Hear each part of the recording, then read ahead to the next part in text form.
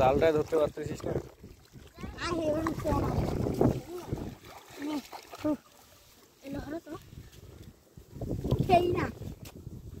উঠলো এবার ওই দিক থেকে ওই দিকে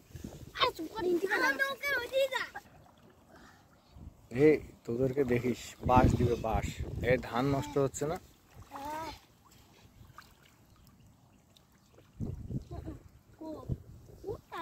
প্রথমবার উঠলো ওই দিক দিয়ে